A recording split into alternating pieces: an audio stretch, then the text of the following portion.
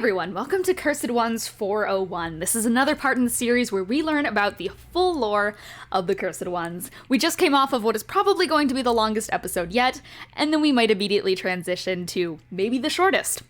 We are going to be covering the events of after the Kasim fight all the way to the current arc of Cursed Ones, and after that we'll be answering any more questions that I might have missed before, or questions in general about the series, my involvement, players' involvement, etc. Imagine losing your voice for more than 3 seconds. I am indeed losing my voice a little bit. But, preamble once again, this is being live streamed live to twitch.tv/LissyLoops, and it'll be uploaded to the Cursed Ones D&D channel. For those watching on YouTube, hi! For those watching on Twitch, you are the lucky one who is here for the whole thing and got to see some behind-the-scenes content and such, not on the YouTube. It'll be lost media by the time you guys watch it, aka me rambling. But without further ado, before I lose my whole voice, let's head into Cursed Ones 401, the final part of this 4-part series where we go over the history of the Cursed Ones. Woo! Cursed Ones 401. As usual, it'll be hosted by me, Dean, your Dungeon Master. Let's do a quick recap of where the party is currently at, starting with Tria Forsea. Woo! They are the Dragonborn Storm Barbarian, and now a Druid, and officially have entered Mother Nature MILF Mommy mode. They have a sick, nasty wooden arm now given to them by Varilla, and are curseless, officially. They are truly the biggest winner in all of Cursed Ones. Their current boyfriend tally is at 2.5 because they almost had a one-night stand with a succubus, but fought against it. And I really did tip this dragon up for level 15, also get ready for my voice to crack this time. Lily Lenovel. Let's go. So, they are the Vampire Elf, 4 Elements Monk, and Fighter. This really does just keep getting longer every time I do these. And I told you that she'd have worse shit happen to her, as she is now officially fully blind. And she has a new curse to boot. We learned that curses, once physical curses, if the cursed limb or so is taken off, you get a new curse. Fun like that. You're not free from your curse. I'm so sorry. So without her eyes, her old curse is gone. So now, when Lily touches someone, they have to whiz save or become frightened of her, and vice versa. Which is basically what getting touched on the back in public feels like. And, of course, their Batman cosplay grows stronger every day, and a little tidbit about this outfit I love is that they have Wilfred's golden scarf now. Next up, we have Benny Jets. Let's go. The Fallen Aasimar Wild Magic Sorcerer and Battlemaster Fighter. I take it back on Lily's, this is the longest title so far. They are officially the Phantom of the Opera with this beautiful mask, and they're at the point in life where shit's wild and he'd rather nap. Their curse is Blood Moon Beast. During Blood Moons, Benny transforms into an uncontrolled beast hell-bent on killing anything with strong magical readings, which is a physical curse. They canonically fucked Curse God while Own watched. And Sharpay Ashes, back again. The Hexblood Genasi Arcane Scorned Fighter. If you're wondering, Arcane Scorned is actually a homebrew subclass for Sharpay that I made myself. And yeah, she's a fighter now, I forgot to mention that, but during the Wishes in Von Pharaoh's Cavern, she renounced her blood as a Genasi and became a Hexblood like her mother. Her new favorite crime is beating the shit out of you. Player is Cece, and the curse is Reverse Midas's Touch, as per usual. Any gold turns to silver, silver to copper, and copper to dusk. Your actions have consequences, and those consequences are being shot to death by Sharpay and William, as William has transferred ownership from his dead Wilfred partner to Sharpay. Next, we have Ryder Fairwhistle. The Satyr Gunslinger Fighter, he, him. And if you're curious, because he's blind, the goggles help him aim, and Walter also helps. He has literally no clue what is happening ever, and is beginning his enemies to lovers trope with Thrux. Wow. We don't know his curse, but seriously, how does he keep on hitting these shots from 200 feet away? That's weird. And he had his old art for 2 episodes, so there's no design change, unfortunately, though he is looking rather fancy in the new rendering style. Unknown, also known as Own, the Warforged Chronergy Wizard, they, them. And really, why use any other spell? I mean, Magic Missile is right there. And they're also still convinced that a 1d4 damage pen is the best implement for melee combat. Their curse is unreliable visions. At midnight, they get 2 visions of the past or the future, and the visions can either be true or fake. Owen doesn't know which is which. Oh yeah, they may be responsible for a ton of murders if the visions are right, by the way, so yikes. They're also, of course, a portable bowling ball that can roll into an orb, and that's Owen, baby. It's time for Jordan Thruxternello. Oh yeah, we got a name drop, baby. So, they are the lizard folk swashbuckler rogue and undying light warlock. Maybe that wish was a bad idea, considering the whole warlock thing. He is constantly entering his -5 intelligence flop era, and his curse is still min-max. At midnight, one of his stats gets a +5 modifier, and the other gets -5. Having half of his face exploded by 1 is not the worst thing that will be happening to him. He is lizard. Get it? 'Cause like a pirate lizard. I'm so funny.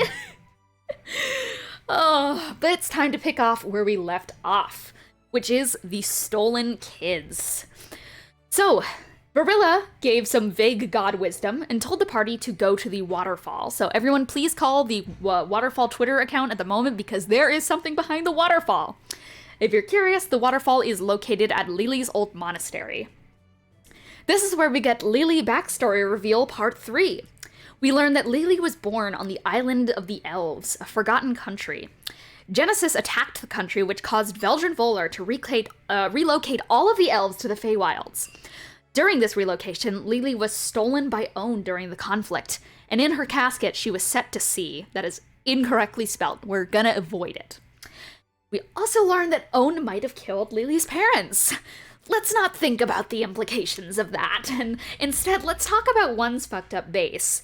Yeah, this is a serial killer's cannibal funhouse, where people are being used as blood bags and food. Kids are also being sapped for their creative potential. Do you remember Charlie Abel from the good old Temple of Genesis? Yeah, the reason that she was chosen as a patient to the prophecy was because she kind of made the Pantheon's golden eye symbol with her creativity. And now one is trying to do that with his daughter, Viken and Chloe. And Pecan's here, so that's good, and maybe the party have to go through the kids' nightmares to save them. And there's a couple of standout ones. I mean, for example, there's one where dead salmon start coming alive again.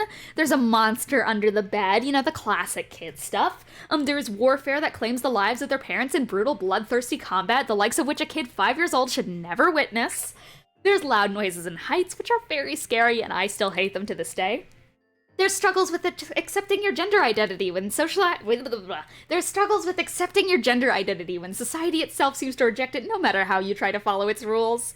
There's the big bad wolf, and a nightmare about Vox's mom getting abused by one, and she doesn't actually mind the nightmare since back in the depths the party accidentally killed Vox's mom, and now this is the only time they get to hear her mom's voice. So, things are going well. Anyways, it's time to save Wolvenshire. Oh yeah, this is some beautiful art by Druid for Hire. Of one. So, finally, the party reached Chloe's nightmare, which is of one becoming a god. And so one becomes a god. It's a fucked up fusion of him and the prophecy, and they're both fighting for dominance in this morphed, tangled godlike body. Ryder's golden eye gets stolen momentarily, and it's bad. He seems to be almost catatonic or crazed in a sense without it there. But throughout the fight, the party managed to recover it, and the party beat down one until they're literally a pulp on the ground. Thrux and Benny reach out to separate Chloe from one, trying to save her, as she was trapped inside one's body as he became a god. Thrux helps Chloe face her fears, while Benny makes the prophecy watch as its plan crumbles, seeing a tear drop from its eye. The Red Sky apocalypse stops, and Wolvenshire is officially free as the party kill one. Adrian and Mia Dernello open a school in Lily's monastery under Lily's offer to give over the land. And Veldrin tells the party that they should find Harrison Hayes, who can help them recover their memory, specifically Owen and Benny's. For reference, Harrison Hayes is Heartbreaker from the Midnight Circus. So with Wolvenshire saved and a new sanctuary set up, it's time to go over our goals. So, currently, we have 5 artifacts Actually, I think we have 6, because I once again forgot the Sickle of Judgment. We have the Sword of Life, the Heart of Death, the Dice of Spontaneum, the Aeonian Rose, the Staff of Balance, and the Axe of Judgment. For reference, the Staff of Balance was what Cassim used in their fight, so Lily managed to recover that. We have 0 Wilfreds right now. We have 1 apocalyptic scenario, and that is soon to rise. 3 planes traveled, the material planes, the Outlands, and the Feywilds. The current objective is to cure curses, and the side objective is to find Harrison Hayes of the Midnight Circus. Which isn't that hard, because he's plastered his name all over the place. But before we head into the Midnight Circus, there's someone I'd like you to meet. That being the good old Nathaniel Grandheart. He's a human war priest cleric, he, him. And finally, there is a healer. Yeah, Wilfred was the only healer, and now he's dead and been replaced with a gunslinger who has a 1d10 healing gun that's never really used, and basically Thrux, the rogue warlock, has become a healer for a bit. It's bad, so having a war priest cleric is a great sign. Oh yeah, and he's also casually here from another dimension, but we're not going to talk about it. His player is Ryan Downey. He's one of the 2 guests we've had in the series so far, and he's curseless. And he is looking to take down the Midnight Circus, which is his old place of work. And this is coincidentally, that's the word, where the party are heading to next, and where they cross paths with Nathaniel. So, it's the return of the Midnight Circus, where, basically, Nate and the party get kidnapped by Mistress Dustlight, who is actually the ringleader of the Midnight Circus. Yeah, Harrison Heartbreaker doesn't actually run the show like previously thought. It's all done by this Tabaxi lady. Welcome back to the Clension with all new games. We have such wonderful games this time, such as Who's That Pokemon? Whose Line Is It Anyways? Among Us, a Mirror Maze, Jeopardy, and a battle to the death with Heartbreaker being manipulated and controlled by a massive arcane weapon that can turn illusions real. And we also learn that Mistress Dustlight steals bones, just like Lil fucking Monster of Tumblr fame. Actually, they're stealing organs, because their curse is that every day a random organ starts deteriorating. So the Midnight Circus has basically been a front for an illegal body smuggling ring, where they start unlawfully taking people's organs. Yay! We also learned that Harrison Hayes was a Curse War veteran, and his curse is that without love, he slowly turns more and more evil. He's asexual, so friendship and familial love work better than romantic and sexual. But his work only gives him the latter. Now, after the party show him some familial and friendship love, he's just a chill dude who can thankfully make the party a memory restoration potion. And, finally, Nate fucking decapitates Mistress Dustlight and vanishes back to his dimension. Thank you, Nate, for your contribution to this campaign. We all love you. Alright, and that is immediately going to bring us to the Blood Eclipse. Wow, things really aren't settling down, are they? So, after the Midnight Circus, the party finally, for once in their life, have downtime. Unfortunately, Thrux is sick, and progressively getting sicker. You know his new blue bits that he got ever since becoming a warlock? Yeah, his eye and his skeleton and such in the blown off part of his face. Those blue bits are turning gold, and if you haven't picked up on it already, we kind of hate the color gold in this party. It always spells disaster. And, there's some theories as to what this sickness could be. Maybe it's Pnethra. It's not Pnethra. Maybe it's the flu? Okay, definitely not the flu. Maybe it's tetanus. It's not tetanus, no. It's a giant beam to space that opens an eye-shaped eclipse and summons the demons from the sun. So yeah, that is what it is. And it's really bad. So after that happens, it's about 3 minutes of hell.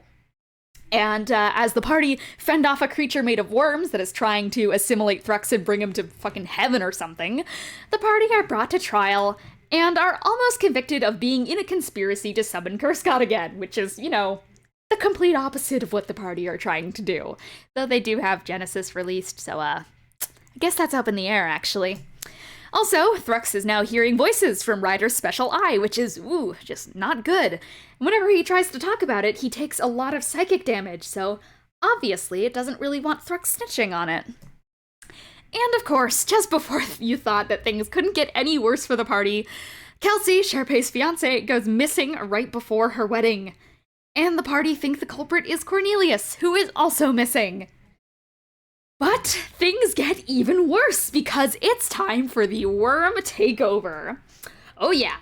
So, there's worms now. Yeah. After a convoluted seance with Marcel, in the body of a cursed doll that was bought for 1 copper piece, they learn that Greyld White is trying to revive Wilfred. They kind of forgot to break the news to Greyld that his son died. And you don't really do that with a level 20 bard who, is trying his best to learn Revivify, so, basically, they work with the district officer and detective, Cirrus Promare, to try and take Greyld to justice. Turns out, though, in an attempt to revive Wilfred, Greyld unleashed a zombie virus, characterized by worms. Weird-ass metal worms. And the worms are infesting the city and turning people into metallic worm-like zombies that can't die.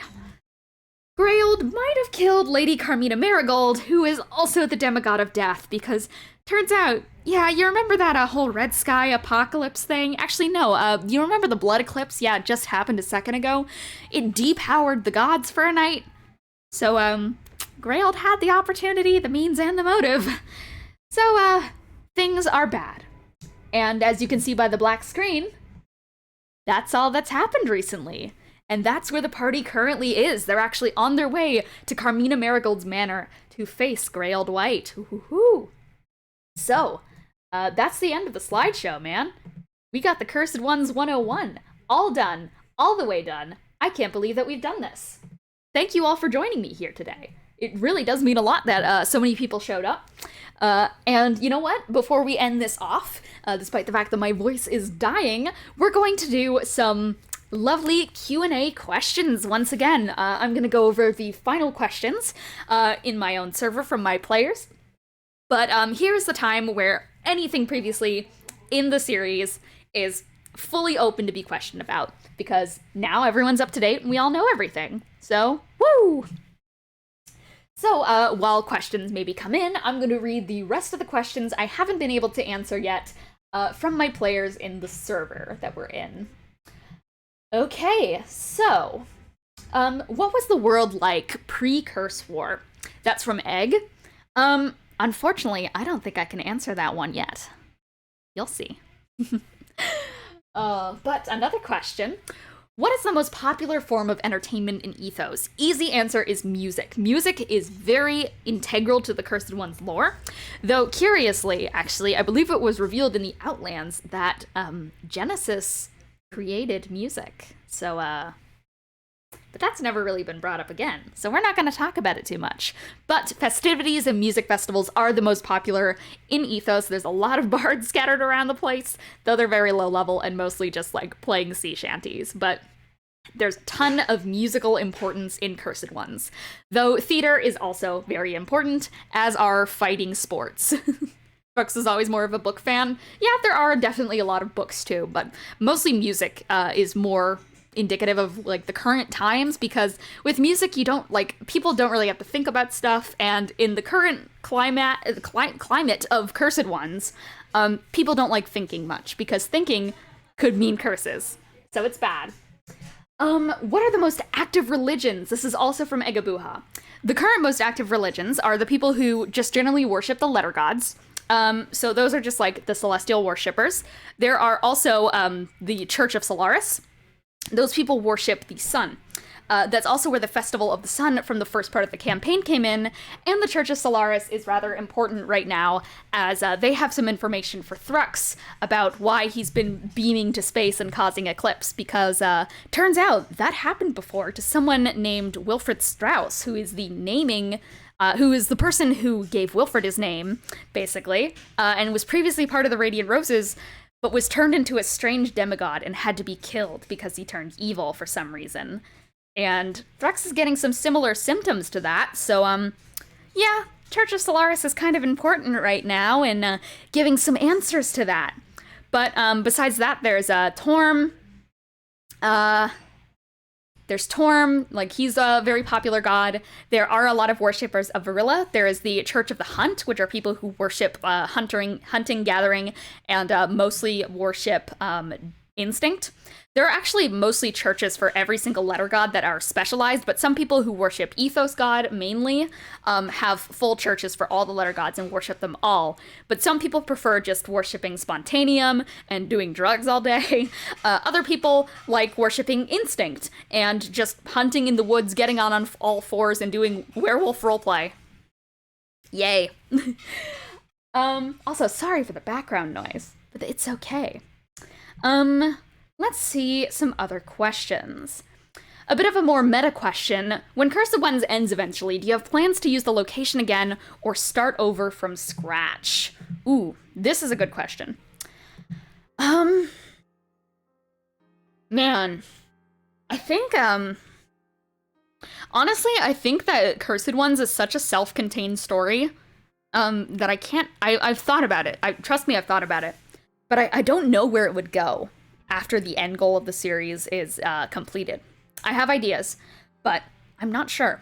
I also really do like making new worlds, so a new location might be interesting, but the planes of Cursed Ones haven't been fleshed out as much, so that could be an interesting angle to take if I do another. But, I mean, I'll definitely use Ethos in my own work, but as for, like, a second campaign, I can't be certain if Ethos would be the right choice for another campaign setting, because I don't know. I have my reasons for that, and I've thought really heavily about that. Honestly, we're gonna have to see where the end of the series leaves us, and that's something I don't like to think about yet, because we're still going strong, baby! Alright. Some other questions. Besides the Radiant Roses, have there been any other famous adventurers or adventuring parties, or any stories about them that we'd be allowed to know at this point? That's from Cece. Good question. Adventuring parties are very rare, actually. In fact, really, I would only say that the Radiant Roses are the most noteworthy of all of the adventuring parties, because most people would have gone on their own, like, self-serving adventures if there were adventuring parties, where they would just take down a couple of bandits and be revered as renegade heroes. But in terms of world-conquering threats, most of that has been dealt with by military. So the party is actually probably the first fully famous adventuring party. The Radiant Roses are semi-famous, but only really to people who were around during their escapades. The Cursed Ones at this point have been so influential in the future of of Ethos as a whole. Like, they've been involved in the stopping and starting of multiple wars. I think at this point, they're in the history books, and they're gonna be known forever. Unlike the Roses, who are kind of on a smaller scale. Very private adventurers. How are Varilla and the other gods holding up right now? Do they care? That is also from CC. After the eclipse, the Blood Moon eclipse, the other gods have actually been weakened in power. Last time we checked on Varilla, she had to go recharge her ability after being poisoned. At this point, she is still recharging. In fact, a lot of the lesser gods are recharging. The Celestials, they're fine. Almost fine. We'll see about that. But that's something I think that'll be explored a bit more in canon. But the gods do care very much. They just have a strict code of conduct that'll be talked about most likely in the future here as to why they have interfered a lot less in events than maybe they should. Let me see. Are there any more questions I've missed? First race was Azamar. Were there any unique seasons? What operating system does Own run from Snorp09? Magic! Genesis XD! When was the Midnight Circus founded? Also from Snorp09. It was founded 2 years after the Curse War, actually. It was not founded by Mistress Dustlight. Mistress Dustlight brought it out and turned it into a scam that it once was. Nate was around kind of as she bought it and turned it into the new thing, but previously it was just a well-owned circus that genuinely had good acts. It was kind of a Cirque du Soleil type thing. What was the first country in Ethos? I said that was Eros. Where do coffee beans grow? That's Yashendale. Countrywide governments. Ryder and Thrux are gonna hook up, right? Says Snorp09. We'll have to see. They're not gonna. I already know the answer's no. Let's string the audience along. Just kidding. No. I actually think that that's all of the questions that people have asked. No. No? Yeah, see, you get the answer right from the source. Egg says no, they're not gonna. This one's from Ren. If you hadn't already, I bid you to talk about your various inspirations for stuff. Yes, I have had a lot of inspirations for Cursed Ones. For one, I'm sure that you guys have probably found the connection between the Pantheon and the eyes from Kubo and the Two Strings. I've also taken inspiration from the giant eye from Rango. That's like where I got the inspiration for the giant golden eye symbolism. I thought that that was really interesting, as well as I actually only started listening to this podcast in the midst of the campaign. Only recently, really, did I start listening to the Magnus Archives, which has since inspired a lot of things, with Jane Prentice especially inspiring the worm scenes of the current arc. Also, during the Depths arc, Jacob Geller's Fear of the Depths was a great video for research and inspiration for the Ublex volcanoes. I've taken a ton of inspiration from just generally trolling like the D&D Reddits and such like that. There's a whole bunch of things I look into. I do research into different events in history, historical, interesting deaths and such like that, and just generally try to look at interesting descriptions. Most recently, I've done a lot of study into the different types of zombies in media. Train to Busan has been a really good inspiration recently, actually. That's a really great movie. Oof. Other than that, I mean, I can't think of any other specifics besides that. Most things are just fully from my brain, is the thing. I like to pride myself on being rather creative. So, like Egg said, inspiration's a hard thing to pin down. There are definitely artists that have inspired me too, I will note. Some of the artists that have inspired me the most at the moment, for one, the art of Dora Hedoro is wonderful and a great grungy aesthetic that I've been using a lot for recent events. Moby Dick and the Moby Dick musical that Dave Malloy did was really good for inspiration during the Boreen arc. The Boreen. I don't know why I said it like that. And just in general, I've had a ton of inspiration over the years. Like, over the years, that's still wild of me to say. I actually have a reference doc. Let me pull that up. Ooh, Masahiro Ito is one really big inspiration. H.R. Geiger, who is the person who did the design for Alien. Great inspiration. Really great. Also Studio Ghibli. I love their films, and I use them a lot for inspiration on scenery and world building. But yeah, those are some of my inspirations and such. Also Hitchhiker's Guide. That's a big one too. I can pin down, yeah. It's hard to do inspiration. But yeah, I've had a lot over the time. I honestly don't know if I could like think of all of them anymore. It's been so long ago, but I get inspiration everywhere, all the time, from whatever I do. Okay, are we actually the bad guys? This was asked by Snorp09, player of Own. You'll see. And from Cece, I think this is about the last question I haven't answered yet. I'll have to double check. You mentioned with Ren's art of 1 that he was meant to kill 2. How is the story meant to play out after that? Are there any other funny storyline changes that you want to talk about? I sure do. So, like Cece said, Ren drew some art of 1 killing 2. I believe I put it in the slideshow on the Saving Wolvenshire doc. That was actually depicting a different scene that never happened. I changed that on the spot when Wilfred died. I thought it would be much more compelling if they summoned Wilfred with his lantern and let Wilfred do the finishing blow. It wouldn't feel right if 1 sniped the kill there. So that was indeed improvised, but I think that's the most notable recent example of a storyline being changed on the spot. I'm sure you guys can think of the other, which would have been the Beans incident. Yes, so that whole session went completely off the rails. The whole Bean incident was just pure chaos.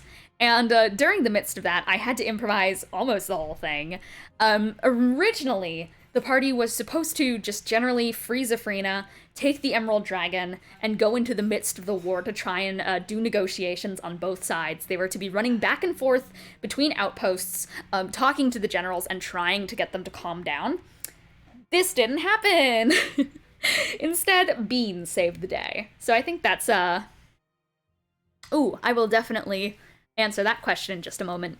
But that's one of the major examples of a storyline being changed. Other than that, there's been a ton of little things. Most recently, a very curious one. This is not canon at all, by the way, so I can say it. Recently, there was supposed to be another arc intertwined into Threadwire that I cut because I didn't like its direction. But there was supposed to be a murderer amongst the council. I'm not gonna say who it was, because I think that'll reveal some things about the person that I am not ready to reveal yet. But there is an imposter among us, is all I will say. Okay, I think that's about all I have for, like, stories of things that have changed. Other than that, the most things that have changed have just been, like, the small directions and sessions that I wasn't sure people were going to take. But I improvise well enough, and I honestly can't think of a time that I got fully caught off guard, like the beans incident. Do you have a mental picture of the architecture of Shark's Harbor? I'm curious how my own mental picture matches up from Eggabooha. Shark's Harbor is a beach town. In the middle of it, there is a divot and such, and built into the sand are on wooden pedestals and such. These are made of palm trees and palm leaves because the place is covered in palm. Are a bunch of houses, rickety houses that are built up on support structures with like logs kind of going in between them, and windows and such without any glass in them, and roofs of like shingling and generally like some straw and such. It's either shingling or straw. It's a city that has a number of, like, rope bridges between the houses and a bunch of clotheslines that are covered in clothes at almost all times. Everything's really rickety. Everything is almost covered in graffiti and paint from the vandalism that has happened. In fact, I think Thrux probably would have tagged some of the buildings here and there. There's a large watchman's guard tower that is made from wood on the side, which is where Mako and the like do their business. And not their shit business, like their actual business. And alongside that, there's a lot of fishing nets that are strung between the houses. Fishing nets, kind of almost, they're set up like trapeze nets, so people jump off in between the houses and such to traverse Shark's Harbor. Other than that, there's like a fountain in the middle of town and just some school buildings. But it's a tropical climate area with rickety houses, a lot of vandalism, and basic architecture. So that's that. And let me quickly do one last scan of the questions. I think that's almost all of them. Yeah, I think I've answered every question that's here. So I will guess I'll throw out one last thing here. One last call for questions, and we'll wrap it up if that's the case. As a Monster Hunter's Stera? That would be, everything being wooden and driftwood, that would be Spring Bay. Spring Bay is built on wrecked ships. But no. Shark's Harbor? No. Actually, Shark's Harbor, the divot it's built in actually looks like a shark's jaw. And it is surrounded by a large gate that is a shark's jaw. Like a bigger than Megalodon shark. So that's why it's called Shark's Harbor. But there actually, there is a harbor and like market stands set up, but Spring Bay would be the one that is made of wrecked ships. But yeah, if there are any last questions, feel free to send them.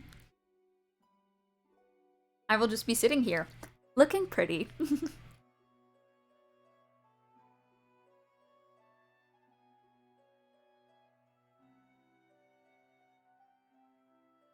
Chat. And I guess if I am waiting, if there are any questions left, I will just say, once again, every single Sunday, almost every Sunday, we stream the Cursed Ones here at twitch.tv/LissyLoops, and all of the VODs are uploaded on the VODs channel, which is the Cursed Ones D&D.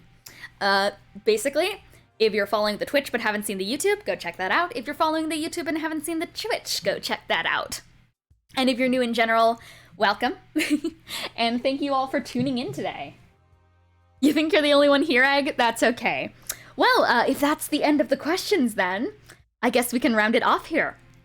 But thank you everyone for showing up today, for those of you who did, and thanks you for everyone who asked questions and stayed along today to learn a little bit about the lore of Cursed Ones. Hopefully this series makes it a lot easier for people to jump into the series because it's 106 episodes long.